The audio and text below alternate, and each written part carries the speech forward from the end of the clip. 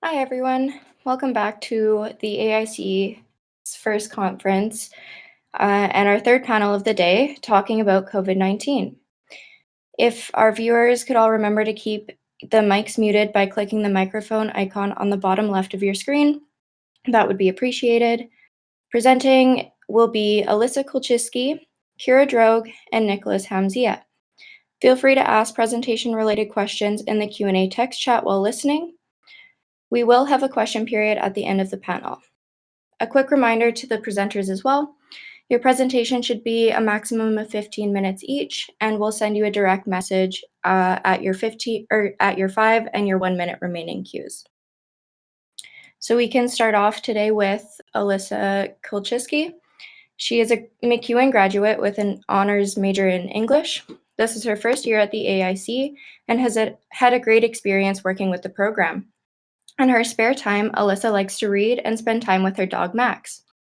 Her presentation discusses young adults' perspectives on mask wearing. Hi, Jess. Thanks for that introduction. So like Jess said, my name is Alyssa. My presentation is going to be a little bit shorter than everybody else's, most likely. I was asked to write this article, and I was given a pretty small word limit, but I'll do my best. I was asked to write an article, and it was an opinion piece based on how the younger generation, so 20-year-olds, feel about wearing masks, and how, their usage and how they've been made mandatory in some places. And I was asked to kind of represent my generation. So what I ended up doing is I called up 14 people in total, I think it was, and I just did kind of a quick interview with them all, asking them their perspectives on masks, whether they choose to wear them or not, how they feel about them being mandated in some places, and kind of all those types of questions. So I'm just going to discuss kind of give an overview on what I heard and what I feel like people's general perspectives ended up being. So, like almost any other aspect of COVID 19, masks and their usage have been subject to heavy debate and controversy. And I found that often such controversies see distinct generational differences. So, I do think it's actually really interesting to see how specifically the younger generation of 20 something year olds view this. And I've also found that the younger generation tends to have a more progressive outlook. So I was interested to see if that would hold true with this particular case as well.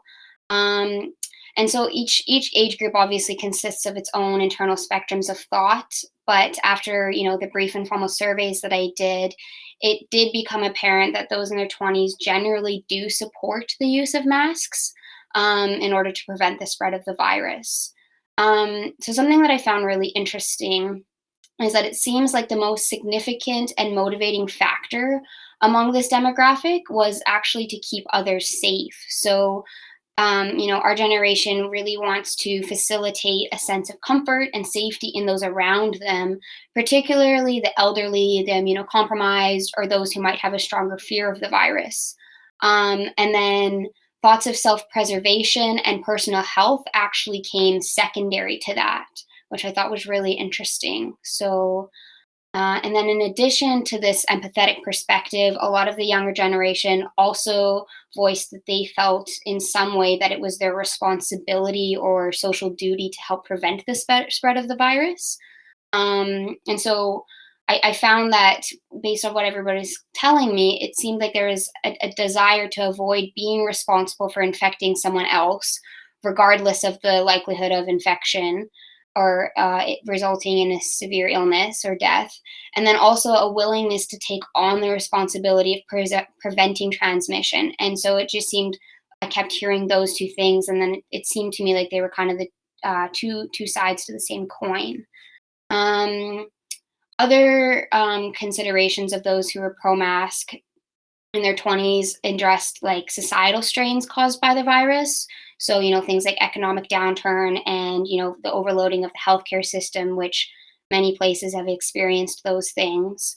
So it was voiced to me that, the extensive use of masks has reduced the seemingly ubiquitous economic strain, particularly for smaller or local businesses. So compliance has allowed more businesses that were previously shut down due to the health concerns to reopen with relative safety and thus easing the economic strain. Another similar logic that was voiced to me was a concern for the healthcare system. The virus has, of course, placed greater stress on the system and the healthcare professionals that work within it.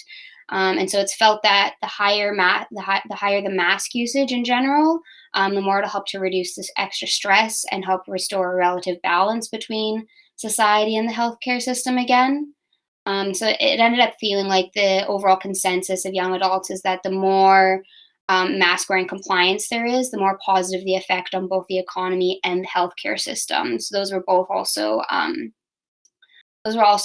motivating factors for those who were pro-mask. If there was an overarching complaint by those that were pro-mask, however, a lot of young adults kind of feel that there's a desire for more readily available and reliably sourced information about masks, specifically their particular effectiveness and their relationship with the coronavirus, which is understandable. If there's going to be such a large, wide-spanning demand, I think the general populace is more readily accepting of it when there's like clear and concise reasoning to support it. So that's kind of the feedback I was given. And so while most of the feedback I was given was pro-mask, there were a few people who were kind of either on the fence or they were against the mandation of masks. And so I wanted to just talk about that briefly as well. I asked them how they feel about, masks being mandated, whether it be by a company policy such as Walmart or a past bylaw such as the city of Edmonton. I also asked about, how they felt about the popular personal choice for people to wear masks. And the response I got was that these company policies, past bylaws, and personal choices to wear masks, people who are against masks felt that these responses are overreactionary. These perspectives often alluded to concerns regarding rights and freedoms infringements, a desire for mask use to be more of a self-assessed choice rather than a mandated one. And there was also a fear of societal pressures and conformity. So when I was listening to these concerns, it seemed to me that these were kind of questions about whether the virus warrants such an extensive mask use. And there's also a belief that it's an inaccurate reflection of the danger posed by COVID. So I thought it was interesting to listen to those perspectives as well and give them a bit of a voice in this article. But overall, regardless of which side people sat on or what their perspectives were on mask wearing, I found that something all the young adults seem to agree on is people's freedom to wear a mask if they so desire. There was no criticism or hostility towards those who were pro-mask. And more significantly, all across the spectrum, everyone that I talked to, they were very open about listening to others' thoughts, and they were open to considering arguments outside of their own particular perspectives, which was really nice to see. So in general, there's just like a desire to create an informed opinion and an acceptance in leaving room for discussion around an individual's particular perspective. And those were my findings from my interviews. Awesome. Thanks, Alyssa. That was great. So to start with Alyssa, Alexandra asked, the younger generation does seem to be wearing masks more, but new COVID cases in Alberta over the past few weeks have mostly been between the ages of 20 to 49. Why do you think this is? Yeah, I didn't know that was the new stat, but I think it's a good question. Obviously, I don't know for sure. But if I had to hazard a guess, I would say those younger than 20, so, children and teenagers haven't been attending school. So I think that significantly lowered the rate of those infected that are younger than 20. And then those that are over 49, I don't know, I would guess I would just hazard a guess that they're probably more cautious. If anything, to just particularly the elderly, they're probably a bit more cautious about their health because they're aware that they're a bit more immunocompromised. So I think that's, I don't know, maybe what I would guess at. I think maybe those that are between 20 and 49 feel like they're in their prime of their health, so they might not be as worried about getting sick themselves. So that might be contributing to those ages having a higher percentage of infection. Awesome. Thanks, Alyssa. Would you say that people on both sides of the younger generation tend to change their perspective based on clear and concise reasoning? If so, what do other generations base their perspective on?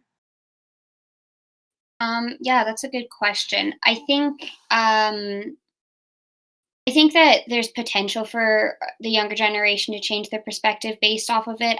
Particularly those that are on the fence, or maybe those that are unsure or can't decide.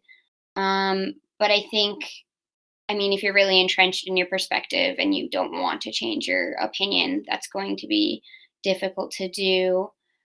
Compared to other generations, I I mean, I might be biased in saying this because I'm obviously just speaking from my own experience, but I think our generation is educated to a higher degree. I think there's a lot more people that hold some type of post secondary education, and so they value clear and concise reasoning more than maybe older generations do.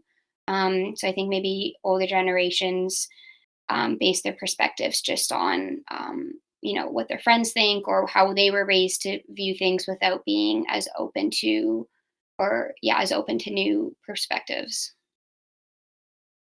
Great.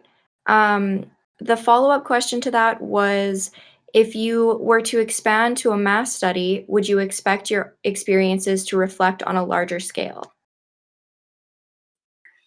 Yeah, and that was the problem. Like, obviously, 14 people isn't a very large sample size. So there's definitely potential for what I gathered, the information for that I gathered, to change significantly. However, I don't believe it actually would. Um, it's tough to say for sure, but I think just based off of everyone that I've spoken with, and my experiences outside of the people that I interviewed, I think that was a pretty consistent perspective. I think if I did it on a larger scale, I think similar results would happen. Great. Awesome. Well, thank you everybody for listening, and thank you presenters for your time.